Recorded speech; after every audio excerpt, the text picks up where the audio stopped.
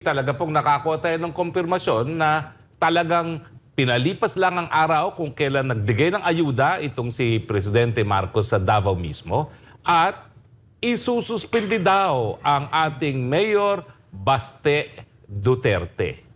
Totoo po yan, no? Yan po ay isang impormasyon na nakarating na hindi lang sa akin, pati na rin doon sa mga taga Davao, no? At ang tanong, ano na naman ba ang ginawang kasalanan ng Mayor Baste? Well, hindi lang po dahil siya ay Duterte, kundi siya po talaga ay simbolo, modelo ng maisog na Pilipino. Kaya nga pong sinasabi natin, yung matututo nga itong pagsususpinde, hindi lang po ito dagok sa pamilyang Duterte. Ito po ay dagok sa buong sambayan ng Pilipino dahil tinitingala ngayon ang Mayor Baste Duterte bilang mukha ng maisog dahil po talaga naman bang naninindigan siya, no? Pero wag po natin kalimutan, ha? Bukod sa pagiging Duterte, ito pong si Mayor Baste, hindi pa siya nasa larangan ng politika. Siya ay happy-go-lucky lamang.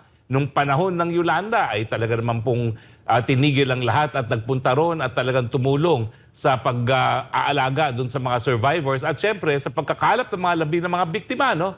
At syempre alam natin ngayon na lahat ng mga opisyales, lalong-lalo na kung ikaw ay Duterte at ikaw ay makikiisa sa karapatan ng taong bayan para ipahiwatig ang iyong karamdaman, ipahiwatig ang iyong mga reklamo laban sa gobyerno, kayo po ay sususpendihin. Ang mensahe, wala kaming pakialam sa inyo mga Duterte, wala kaming pakialam sa inyo sambayan ng Pilipino. Bawal ang kritiko sa administrasyon ni Marcos Jr. Kaya nga pong sinasabi ko, parang naulit muli ang panahon ng diktadorya. Pasensya na po kayo. Dinadaan na lang natin sa awit. Pero totoo po yan.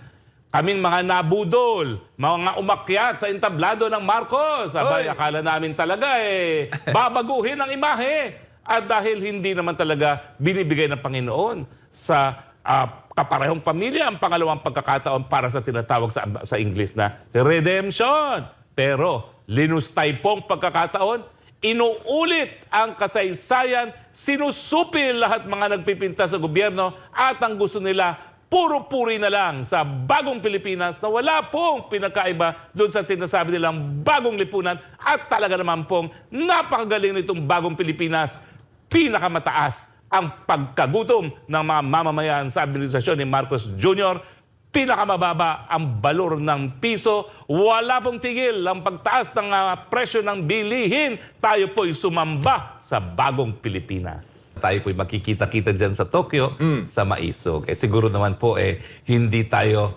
susupilin dun sa Tokyo dahil bagamat ako'y merong issue sa Japan dahil hindi pa sila nagbabayad ng reparasyon dun sa mga biktima ng mass rape ng mga pangalawang pandaigdigang digmaan, alam ko naman ang mga Hapon ay mas demokratiko at ginagalang ang karapatan ng taong bayan para sa malayang pananalita at yung payapang pagtipon-tipon para ipahiwatig ang damdamin laban sa gobyerno. No? Ay hindi po ibig sabihin ng mga Pilipino wala na sa Pilipinas, ay wala na po kayong pakialam. In fact, kayong mga OFW po, kayong nagbibigay buhay sa buong bayan. Kayo po yung pinagyayabang ng ating Marcos Jr. administration na dahilan kung bakit maunlad ang ekonomiya.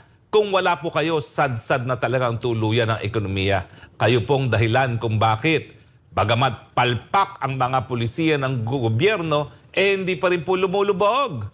Kaya naman po kinakailangan puntahan namin kayo at tanungin namin, approve ba kayo sa administrasyon ni Marcos Jr.?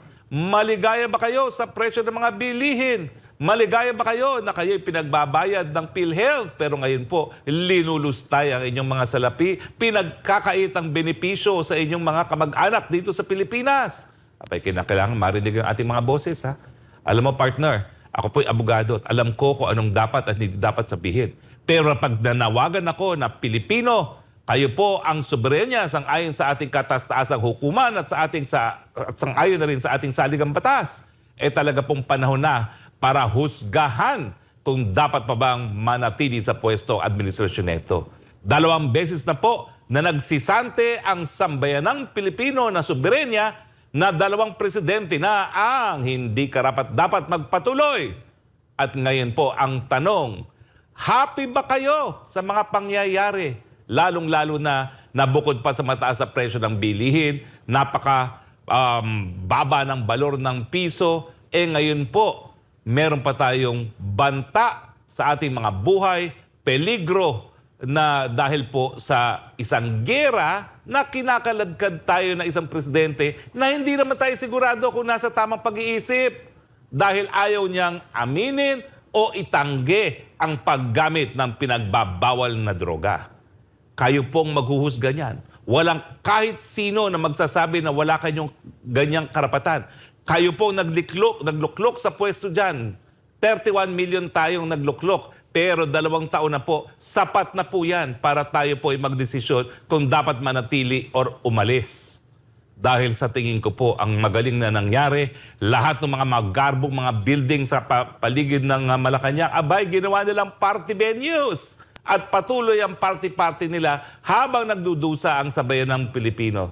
At ngayon talaga po ang mensahe, walang po pwedeng pumintas sa gobyernong ito, lalong-lalo na kung ikay opisyalis, maski pa ikay halal ng bayan, dahil kayo po ay sususpendihin.